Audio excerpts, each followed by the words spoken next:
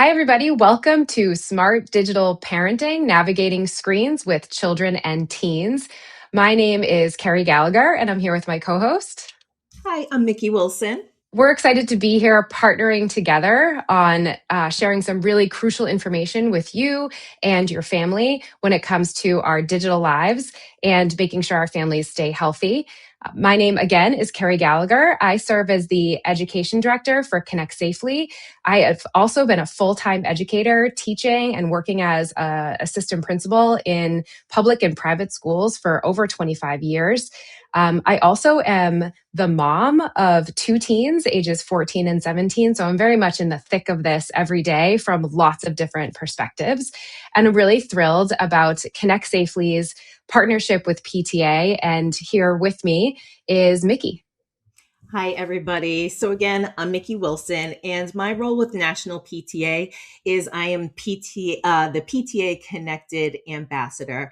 And what that really means is I get to travel across the United States to a lot of our PTAs and be part of family events where I moderate and hold space so that both adults and teens can ask questions and share their experiences about being online and also share the resources and the tools that they need to create a safer digital experience. In addition to my role as PTA Connected Ambassador, I am also an entrepreneur, I'm a child advocate, and I'm a PTA member. So this mission is very close to my heart. So I'm looking forward to the conversation today.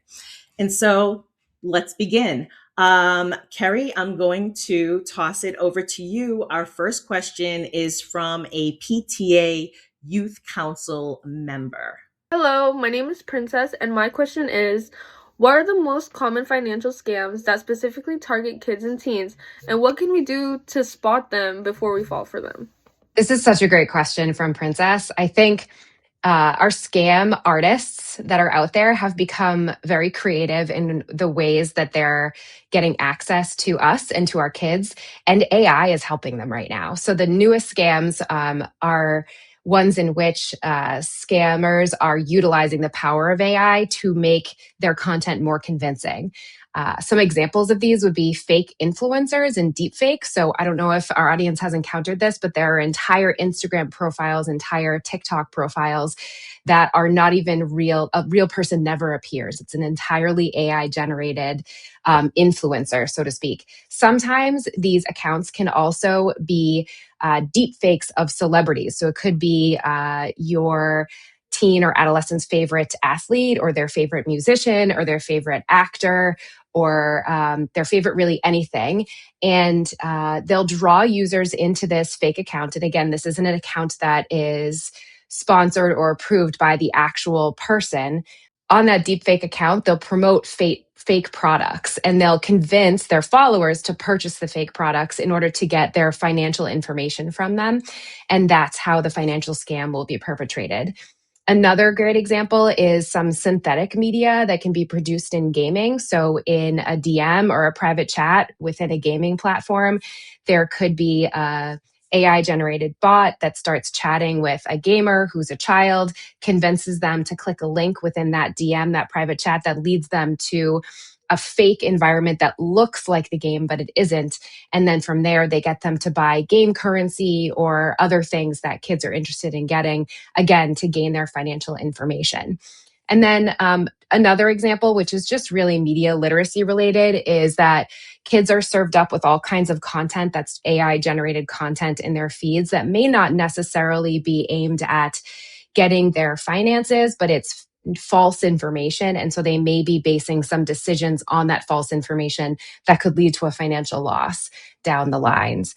The other thing I wanted to mention in answer to this question is that our kids can help the adults that they care about become more aware of scams as well. So sometimes if a teen's parents are older parents, or if they're parents who are not really familiar or adept at using technology, or if they're really close to their grandparents, there's certain scams that they can help the adults that they care about keep an eye out for. So, for instance, adults are particularly susceptible to texts from government agency impersonators like the IRS or the Social Security Agency claiming that you owe them some information or they're going to fine you or report you to law enforcement. And that can lead to the user giving up some really important personal information. Another example that adults tend to fall for are tech support scams, where they're claiming that your device has been infiltrated by a virus and you need to call them in order for them to log into your device to save your device from the virus. But really, they're just logging in there and mining for some of your private data. And there's a few others as well, such as charity or disaster relief fraud schemes. There's also emergency schemes where you get a deep fake voice that sounds a lot like a family member calling you and telling you that they're in trouble and they need you to send money right away to save them. And again, that's all AI generated. So in addition to the schemes I mentioned at the beginning of the answer to the question that kids should look out for that are targeting them, kids can really help the adults they care about keep an eye out for these AI generated scams as well. All right, our next question is for you, Mikki, and it comes from a Connect Safely Youth Advisory Council member. Hi, I'm Juliana. I'm one of Connect Safely's peer advisors, and my question is, what should kids do if a private or embarrassing picture of them, whether photo or made by AI, is shared in a group chat or online? This is such a good question. The first thing I want to say to do in that situation is just pause and breathe. You're not in trouble and you are definitely not alone in this situation. I've heard a lot of situations like this. I think the first step after you pause and breathe, that just helps calm yourself, is let a trusted adult know about the situation so that they can involve the appropriate parties, right?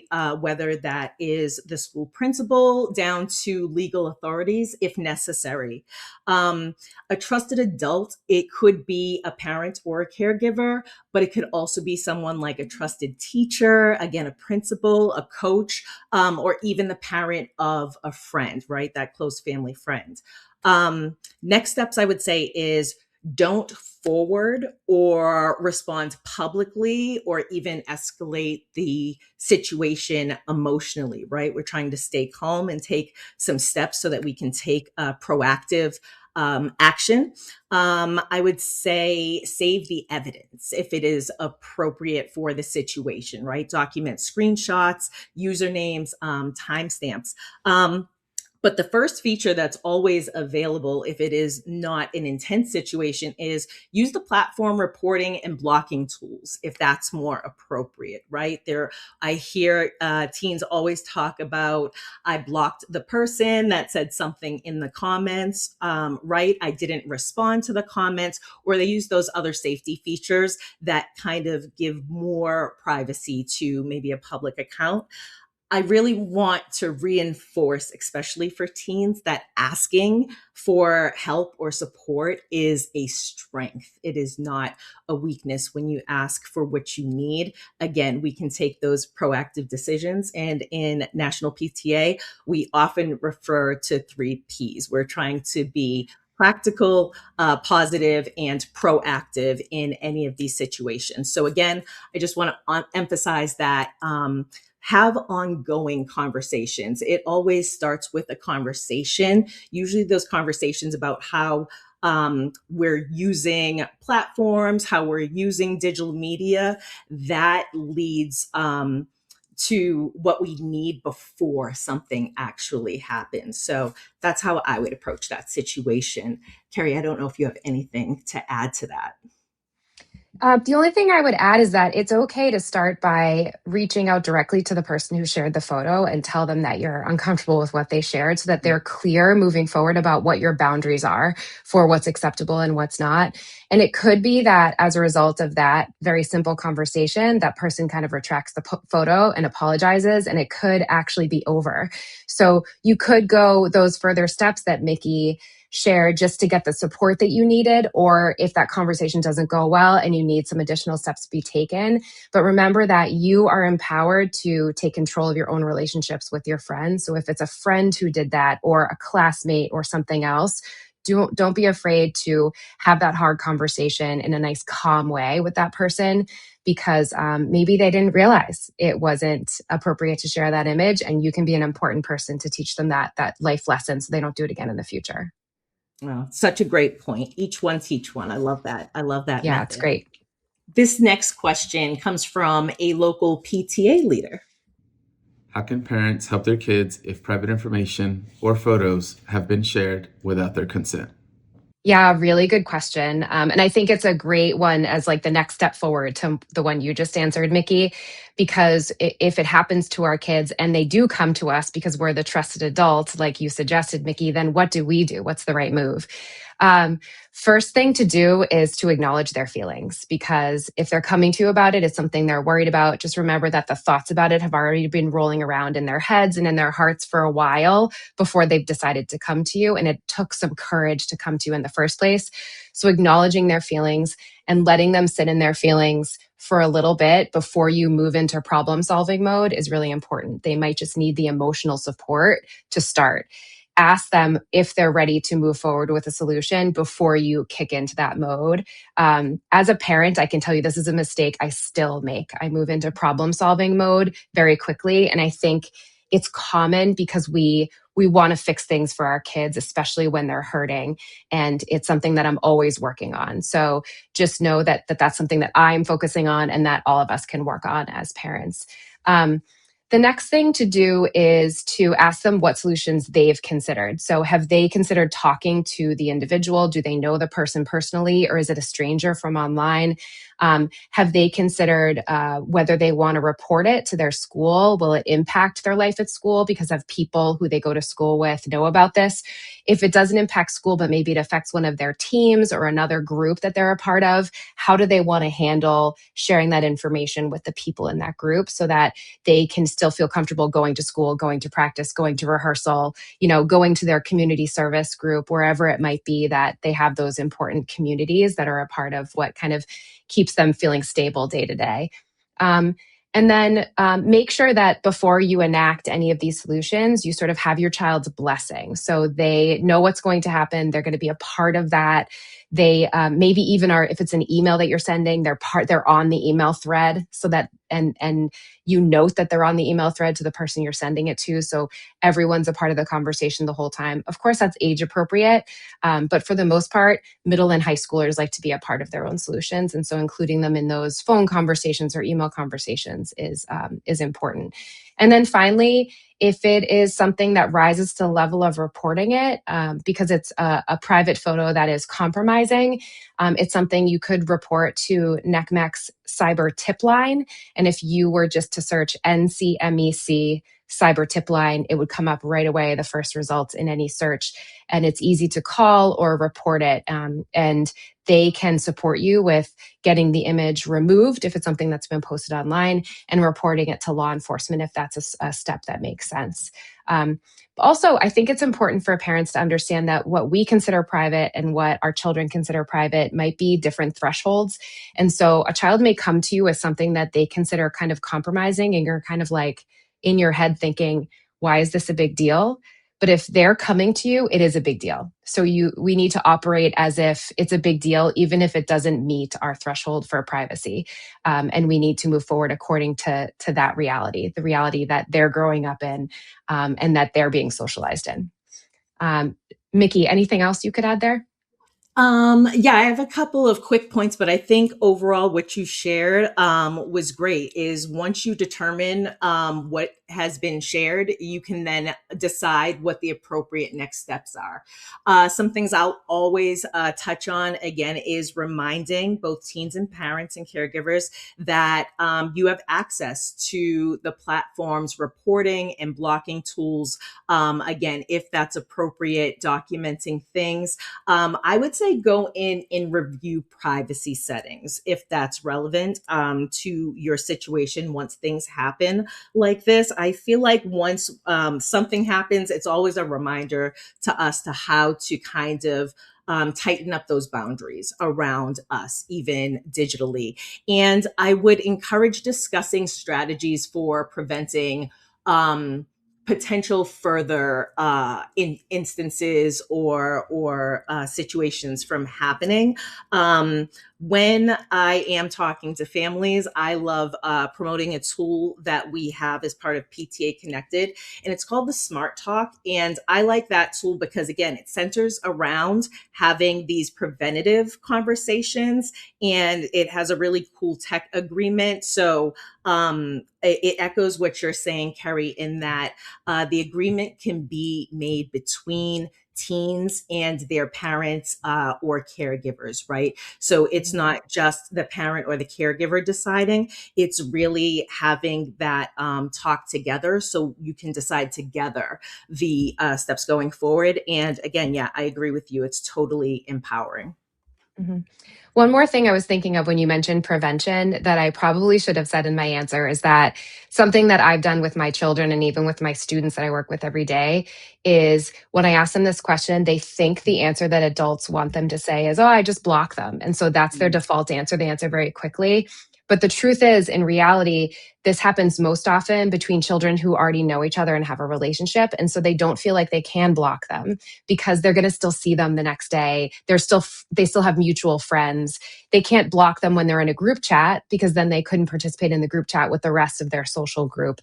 And so it's important to talk through scenarios. Okay, it's a stranger, so you'd block them. That's easy. What if it's, and name the name of a friend that you know that they have?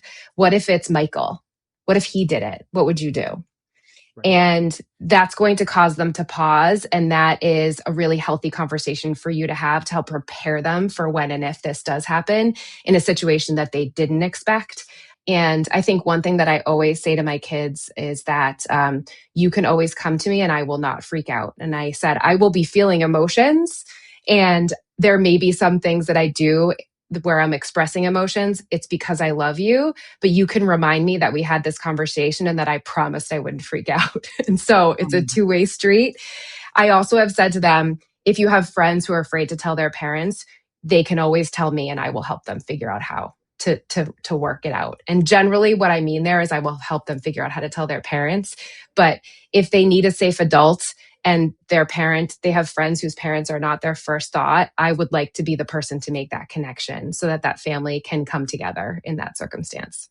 Yeah, the concept of safe spaces and trusted adults is so important so that, again, we find out what we need to know so we can handle it appropriately. But that was a good comment on the blocking, right? I see that a lot too. Just, oh, we blocked it, but you can't block life once you get offline. Yeah, important tools to use in the right context. Absolutely. Yeah. Absolutely. The next question I believe is for you, Mikki, and it's from a PTA leader. Why does it seem like kids are attached to their phones on video chats or texting with their friends more than ever? Have smartphones changed the dynamics of teen friendships? This is a great question. For anybody thinks that they may be imagining whether phones have changed anything, I will say that the dynamics have changed. We knew phones as a tool, right, for us to use, but I think they've become primarily a social space, especially for teens. And I think that what friendship looks like today, it includes constant connection. I know I'm from a generation where friendship was more of scheduled interactions, right? But there is that constant connection now. And for many teens, I think the lines are blurred, and there is really no line between online life and real life, right? So we're seeing this intersection between the lives we live online and offline. I don't think friendships aren't less real, or the social interactions. I don't think those are less worthwhile just because they occur in this online space. I think that having constant access to devices can definitely result in pressures to feel like you need to be constantly available to respond. And again, that's where those healthy digital habits come in, and having the conversations at home, finding those practical and proactive ways where we're not limiting access, but we're really figuring out what is healthy for us. So kind of diminishing that access to informal, those informal public gathering spaces usually means that teens have fewer opportunities for unstructured social time with their friends. So they have online spaces to do this. So that's why the healthy habits are important, because they're finding the balance between when they want to be offline and spend that time deepening and building friendships, but having that constant connection. Also, they're creating friends in new places and spaces beyond their backyard. I do want to say this because moderating panels, again, talking to teens who are very vocal about this, as well as adults.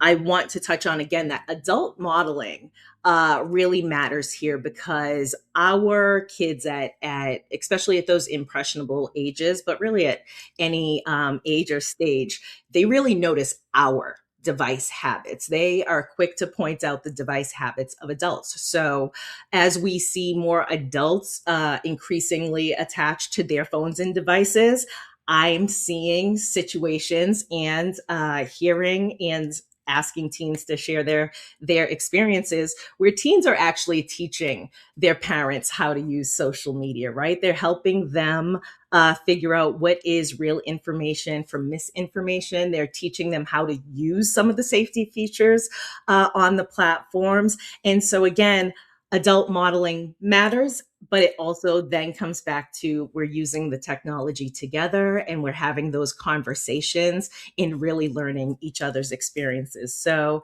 yeah, the dynamics are changing, but if we start with conversations and again, use those 3 Ps, be positive, be proactive, and be practical, you can create those healthy digital habits for your home. And I will finish by saying there is no one size fits all approach. I feel like that's what people are looking for, but it's really different for every household, for each child, and for adults. So I think I'll stop there. And Kerry, if you have any points you want to add too, feel free.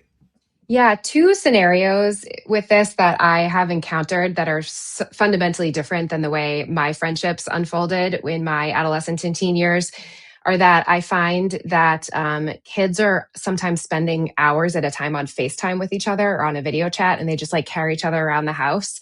And when that started happening in my home, I was a little taken by surprise that like this friend of my child was like in my kitchen with me. And I had not sort of consented to being on video live in that moment. I was, as you might imagine, no longer dressed for being out in public, just not even thinking that I was on camera. And so I was able to have a conversation with my children about if that friend is going to be carrying around the house, you just need to notify the people in the room that they're coming. And other homes maybe like that carrying a friend around the house on video chat is not permitted, right? We also talked about when the mic should be muted, when it shouldn't be muted, depending on what conversations are happening around you.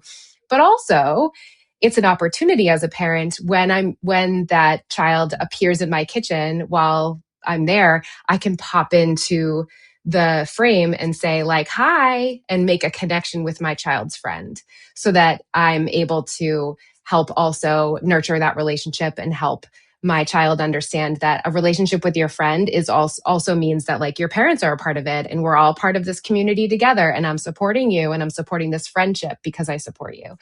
And then the other one is that they often seem like they feel like they have to respond to every message they're getting, either on Snapchat or on iMessage, like immediately, especially in group chats. And those group chats can be incredibly active, like it's a constant stream of information. That's a real tough one because sometimes adolescents tend to evaluate how much that other person cares about them by how quickly they respond to a message. It tends to that judgment fades out as they get into their older teen years, as they get into like sophomore, junior, senior year of high school, but especially 6th, 7th, 8th, 9th grade, that timing of the response is very important and there's a lot of weight put on it. So that's a conversation you may want to have with your child proactively before you start giving them access to those group messaging apps on their phone.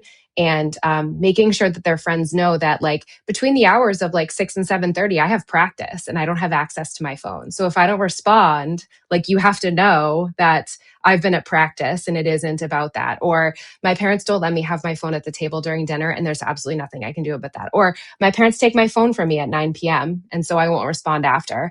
And you can always be your child's out. Like, even if it isn't that you take their phone away at 9 p.m., or even if, they have access to their phones during times that, that they're saying they don't. I've told my kids, you can always blame it on me if you need a break so that you can take that break. And as a result, also, we have the agreement that if I think they need a break, I can speak up and say something about taking that break. So those are two nuances, the video chats in my kitchen and those group chats that are always rolling. I think those are good nuances because the video chats in the kitchen, consent is very important, right? I found myself talking in a conversation about that earlier today with the amount that people take pictures of us when we're face painting or when we're at events and everything. But this consent is so important. And then that other layer of communication and deepening those relationships with your children's friends, right? By being able to pop in the screen and be that background, as I like to call it, the background dancer in their lives sometimes. Yeah, I like that. That's great. Great metaphor. Yeah. That's awesome. Well, we have another question, and this question is from a Connect Safely Youth Advisory Council member. Hi, my name is Eliza, and I'm a member of Connect Safely's Youth Advisory Council. I believe that students can use AI in small ways that help make their learning more efficient. Using AI to study, for example. That sort of thing is more so permissible than would be using AI to completely do assignments. How can students decide if it is okay to use AI for schoolwork? Thanks so much. This is so great because this is something I talk about. I work at a school every single day. I do teach one class still, even though my role is as an assistant principal. And I also have high school and middle school students in my home. So I have this conversation in lots of different roles nearly every day. And I think the first step that kids need to take is to be very open with asking their teachers what uses of AI are okay in this class and what uses are not, in case the policy is not clearly delineated in like a syllabus that's distributed. Check the school handbook and see what it says. A lot of schools have started to implement policies around that. What I've noticed is that a lot of the policies say that it's up to the teacher.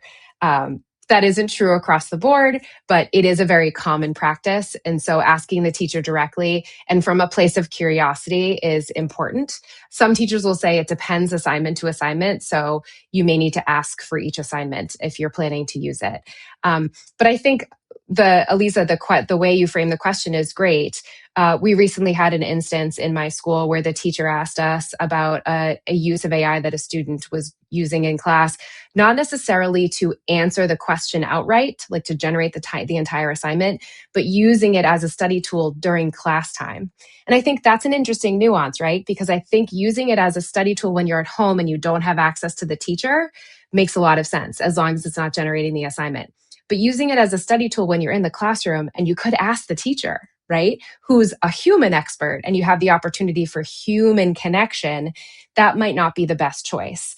You really want to access that teacher as that resource during that short time. What do you have, 45 to 60 minutes with a teacher?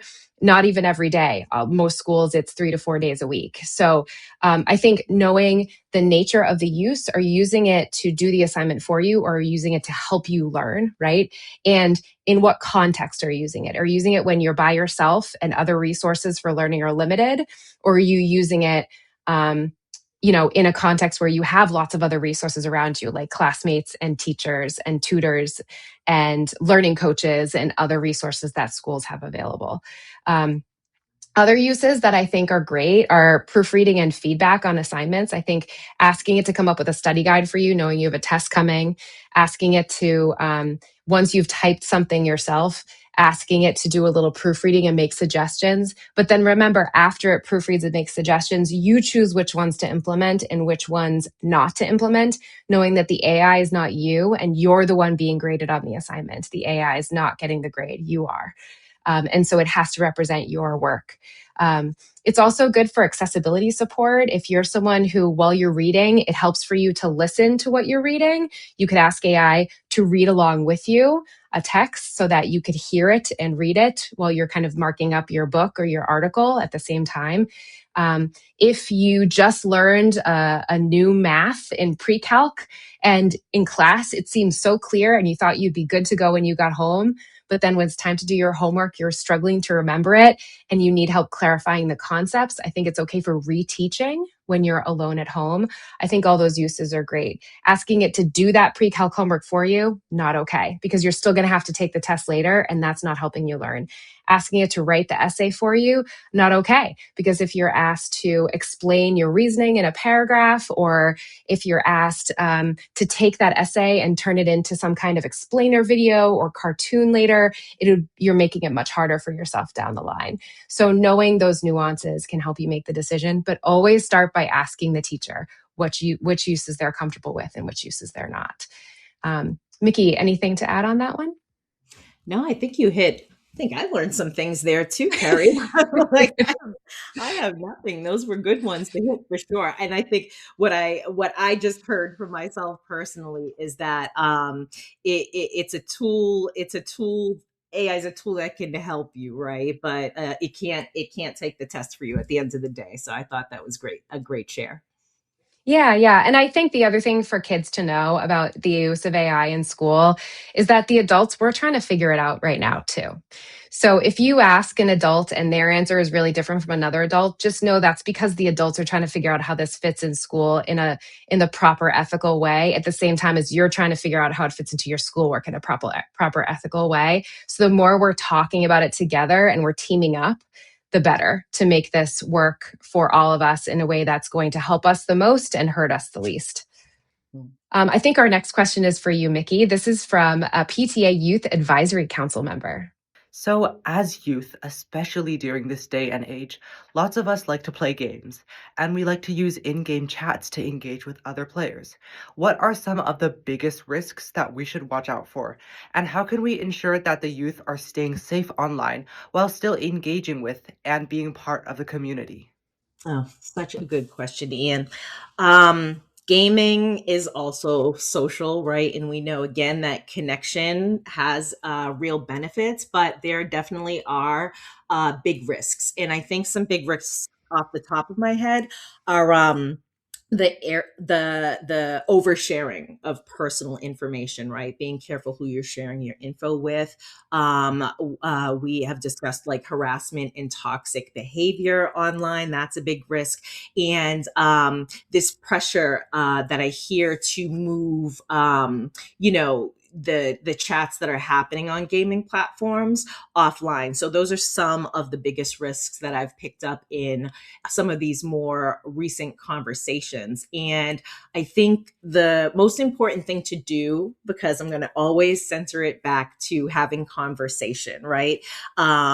Is talking with your parents about the privacy rules. What is allowed, what's not allowed. So for example, are you allowed to game only with friends you know, or are you allowed to game generally online with certain safeguards around that? I think, again, it's always important to really know and use the platform safety features, right? You can mute people, you can report things, you can block other players if they're not following the platform's guideline, if you feel like they may be bullying, or it just feels like it's moved from healthy to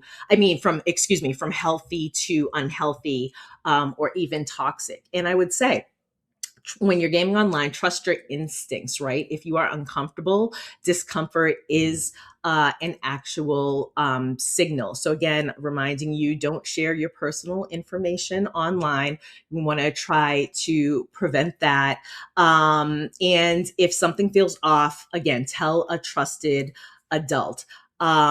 Safety doesn't mean opting out of community. It just means that we have to know what the boundaries are. We have to trust ourselves in those signals. We have to be very cautious when we're in new communities, right? If we're just getting on gaming platforms. So some of those things come up for me. And I want teens and adults, right? Think about the kinds of communities that you want to be part of, and consider how you can participate in building that kind of community online. We have, again, a PTA Connected resource. We have a program called Build Up and Belong.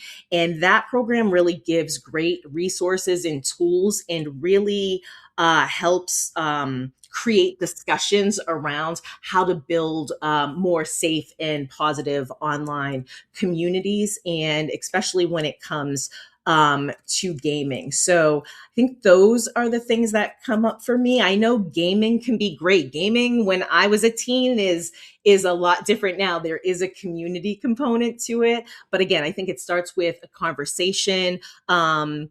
Go back to that tech agreement that I talked about earlier. But when you have the conversation, there are already rules in place. I think that mitigates a lot of those big risks. But I'll always say, just don't share personal information, trust your instincts, and know who you, whether it's your parents, caregivers, or that trusted adult, know who you can turn to if something feels off and you need someone to talk to. Anything to add on that? No, I really love what you said about putting into the gaming community what you're hoping to get out of it. Like, make the gaming space that you're contributing to positive, encouraging, competitive, if that's what you want. That's totally fine. Creative, if that's why you're there. Any of those things. Make it collaborative if you're on a team in your game. Make it into that thing. Be a contributor that makes it that way, so that it is that way because you helped contribute to that environment. I think that's great. And the only other thing I would add is that sometimes what can happen in games that's concerning will happen in places that are a little more private, like DMs or group chats. And sometimes in group chats, you may be enticed to click on a link from another user who wants you to chat kind of offline. And that's kind of where some of those dangerous things can happen, where they're trying to get you to chat within a different app that isn't the gaming app.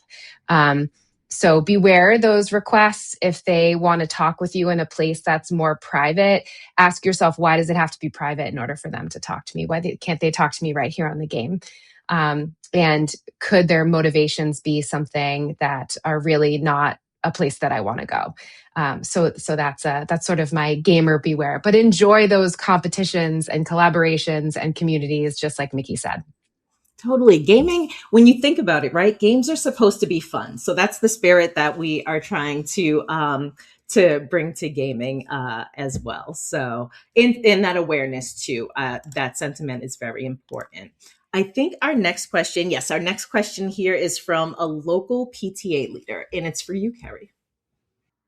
Hi, I'm Leslie from Colorado. My kids show me some of the videos that they see on social media, and I'm wondering how parents can proactively help our kids think about some of the extremist content in their short form video feeds. This is such a great and important question. Thank you, Leslie. I think something that parents can do around this content is to first, the preventative work we can do is to anticipate what the content might be. And a lot of times it's framed by what we're seeing in the news media. So doing our best to be informed citizens and having some awareness about how events nationally and internationally and even locally are being reported. What's the bias in the news media that we're seeing, the tilt on either side, and how might that creep into a short form video in a way that's either deceiving or doesn't tell the whole story, or only shares sort of one side or one perspective. Most of the times the stuff that's in our short form video is meant to convince us of something. It isn't meant to give us a journalistic, unbiased report of it. And so I know that when I'm talking to the teens that I serve, both at school and at home, I will try to make sure I'm proactively talking to them about the news stories I know that they're seeing. And sometimes they haven't seen it yet. And I'm the one sharing the information with them. And when that happens, I'm so grateful because I know I can share varying perspectives on the story and then encourage them to go look it up so that they're able to see it through the lens where they've been informed by me and not informed by some influencer who I don't actually know and who I don't know how much of their own kind of investigation they've done before reporting it. But in particular, there's two areas for teen girls and teen boys that are worth parents knowing about and digging into themselves. When it comes to teen girls, some of the content that tends to be served up by the algorithm, once it figures out that she's a teen girl, is information around body image and dieting and what a teen girl's body should, quote unquote, look like. And sometimes that content can be pretty harmful depending on the personality, the outlook, the sort of emotional well-being of that individual child. It could also depend on the sports or activities she participates in. For instance, if she's a dancer or a gymnast or a swimmer, her body is kind of exposed a lot as part of her routine. And so there may already be some body image concerns that you're concerned about. And then also if she's exposed to it when she's just kind of chilling on her phone, that's a lot of body image thinking. That's a lot of her time taking up with those thoughts. Oftentimes this content can encourage unhealthy calorie restriction, unhealthy activity levels. It can sort of put certain body types on a pedestal. And so talking to our teen girls about that all bodies look very different and that all bodies are important because everybody serves a purpose in a very individual way. And to talk about the people that we love and all the different body types that they have and that our love for them doesn't depend on their body type. And to make sure that we're really clear about those values, that's kind of some preventative talk that we can have so that when they're served up with that content, they can talk to us about it, we can ask them about it, and we can recall those conversations. When it comes to teen and adolescent boys, the recent research we're finding is that it's serving up some of the toxic masculinity messages around what a real man is and the type of power men should have over other men or over women in society. And we certainly don't want that type of pressure or that type of sort of expectation for our boys to have for themselves or expectation for them to have around their relationships. We want them to be in relationships that are equitable, that are fair, in which they have a voice and the other person has a voice. We don't want them to measure their worth around the size of their muscles, around how much money they're going to make in the career that they choose. We don't want them to measure their worth depending on whether they are willing to fight someone. We don't want them to fight at all, right? So this is some of the content that they're likely to see in their algorithm once the platform figures out their identity. And so talking about these topics in terms of your family values and what's important to you with your child in a preventative way can help with managing the content that they see as it's served up. Mikki, what can you add? I thought that was great, actually. You really widens my view around like what extremist content is, right? Because we may have a cognitive perception of what that is to us, and the way you just widen it from the political things to the toxic masculinity to girl body image. I just thought that was so beautiful how you brought all that together. Mine's pretty simple, I think. I think I find myself, and again, this is for the adults, the parents, the caregivers, I find myself always encouraging you to not only be aware of the content that your teen or child is consuming, but to really be curious too, right? Because again, that sparks great conversations and you can learn from your child can learn from you. But I would say it's twofold: be aware, but also be curious. And again, know what tools you have at your call. So utilize those parent safety features, right?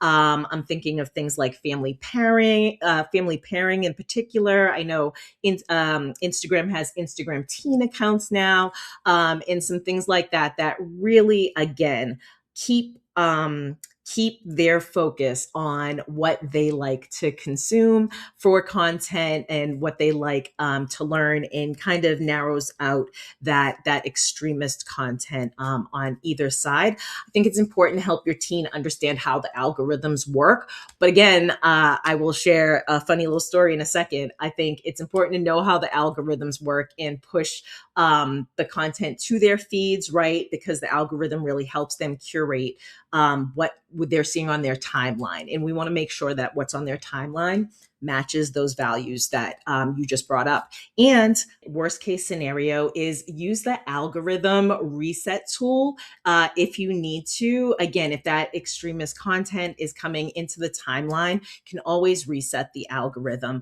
But again, I think it's important that we're trying to really curate an algorithm that matches your teen's values and your values. Two last things. I would encourage your teen to consider questions, right? Critical questions when they encounter media that they may find questionable or alarming. And those critical questions are really considering the source of the content. What is the goal here? Who benefits from believing in the content? Again, doing work with teens and having been a teacher as well, I just like to encourage that kind of critical thinking. Let's go beyond the surface. I will end it by saying, again, it starts with a conversation with what your teen with your teen about what's going on in the world, and really help them understand and navigate and how to find reliable resources or that balanced content. I will end with a funny story. We did an event, and one of our teens that was on the panel sharing about their experience, they were telling us how they have to help their parents identify real information from misinformation. So just want to say a shout out to the teens here because they are digital natives. They really grown up with this technology, and sometimes they can help us determine what is real and what may not be real too. So I just want to note that. I pick up some funny stories along the road, and adults, yes, we teach our children, but also there are a lot of instances where they're actually teaching us in real time. Yeah, great point. And that's why I mentioned some of the scams that teens can help keep their adults informed about at the top of the webinar, because there are scams designed specifically to hit each age group on the areas that they are most susceptible. And so we can all learn from each other, just like teachers and students can learn from one another about AI, parents and children can learn from each other about online safety and scams. And some of the other things that you mentioned too. Thanks for that great question, Leslie. I think it's a great one to talk about in terms of media literacy, and it's really important because it's something for all of us to keep tabs on, not just kids. All of us need to really pay attention. So thank you. We're going to move into our lightning round, Mikki. So the format for the lightning round is that you and I are asking each other questions, and we are limited to 1 minute answers. This is going to be hard for you and I, but I believe in us. I believe in us too. I believe in us too. And I'm not trying to throw you under the bus, but I'm going to ask you a question that buys me some time to think about whatever you ask me. Okay. My question is we touched on AI earlier, and AI, artificial intelligence, it is here to stay. What is one smart way that families can use it safely and positively? Okay, there are so many possible uses, but I'm going to give one because I have 1 minute. And that is when your kids come to you and they say that they're bored, but you want the solution to that boredom to be not a screen or not technology. Use AI to help you come up with 5 to 10 options. So you could say, my child is an 8-year-old girl. She is bored. We live in this region and the weather outside is this, so that the AI knows whether an outdoor and indoor activity would be appropriate, right? We have these supplies available, right? It might be markers, paper. We have a library full of books. We have a gaming closet. We have old dress up clothes from when she was littler. We have Legos. We have name all the things you have available. And none of the options can involve digital technology. Go, give me options. And it can give you a bunch of options, and then you can choose from those options. So use AI as a boredom buster. That's my answer. Ooh, that was good. And I feel like that was 60 seconds. Use AI as a boredom buster. I like this. All right. All right. Your 1 minute. Are you ready or not? Here it comes, Mikki. Whoa. What is one tech rule or boundary that actually works in your home or with the families that you've coached? Yeah, don't make password the password. That's we do a fun little activity called Pearls of Wisdom, and that's the one that always comes to mind. So I'd like to say that people are still using password as the password. So I think that's one tech rule. And so I'm going to cheat. That's my one tech rule, but a boundary, since we're talking boundaries and what I've seen that works in homes and the families that we've talked to, I'm just going to go around the rules, right? Those set the boundaries. Rules work best when they are co-created and not dictated. So I just want to cover what we said earlier. I think a great boundary is include your child in the conversation. I think we could just talk about boundaries and why they exist, right? Not just the rule. I think flexibility is important. I want parents, adults, caregivers, myself to model the boundaries themselves and keep it realistic and something they can revisit. It doesn't have to be rigid. I think one of the things I've heard and seen, again, being the connector of both sides, is sometimes we just assume that kids know what we know, and that's not the case. So I think that's why it's important to talk about what are boundaries, how can we set them, how can we role model them, and then when it comes to tech rules, it is just make it harder for the people that may want to get your information. So don't make password the password. I'm going with that being my tech rule. Love it. That's a great one. I think this might be our last question here. So this question is for you. I'm curious, what might parents notice in a child's behavior online or offline that might signal trouble? Yeah, sure. Great question. I think when they're looking for an amount of privacy on their phone that feels abnormal. So, for instance, more privacy than you would need on your phone as an adult. Or if when they're on their phone, they're very secretive. They're sitting in a corner of the couch and they don't want anyone to look over their screen. Or when they're on their device in their room and you come in to say hello, they seem startled and uncomfortable. Anytime that there's a level of discomfort that goes kind of beyond the level of transparency that would be an expectation in your home, that is a warning sign and something you may want to bring up and ask about your child with curiosity. Another thing is that if you're noticing some level of insomnia or they're not sleeping because they're worried about what's happening on their phone, either because their phone is in their room while they sleep or because their phone is outside their room and they feel a pull to it even when they're not with it and they're having a hard time sleeping as a result. Those are two warning signs. There are more, but I would say those are the two that rise to the top and are the easiest to notice and to address with your child, because those are behaviors that they would likely believe that you notice because over time, those are patterns that are pretty visible. Great lightning round. I feel like we did a great job keeping those short. Yeah, we did. With that, I just want to thank our audience. If you found some of the content that Mikki and I shared today helpful, we would really encourage you to find out more about the resources that our organizations share. Connect Safely, the organization that I am fortunate to be a part of, we have amazing resources associated with Safer Internet Day for families and for educators and for kids at safer.ConnectSafely.org. And all throughout the year, you can find our videos, our very quick guides, which are one-pagers, and our longer, more detailed guides, in addition to timely articles that respond to things that are happening and developing in the news around technology and safer internet use at ConnectSafely.org. So that's safer.ConnectSafely.org for Safer Internet Day and ConnectSafely.org year-round. And Mikki, the PTA Connected Initiative is something we're so grateful for the partnership with. Oh, thank you so much. And we are grateful for the partnership with you as well. And I will just direct people to our website, pta.org/PTA Connected. You will find our resources there. We have resources online for every age and stage. Those programs, the things that I mentioned earlier, like the Smart Talk, where you can start that conversation, have a tech agreement in your household and feel empowered, both you and your child automatically. The Build Up and Belong program, we have a Create with Kindness program. I would encourage you to visit that website.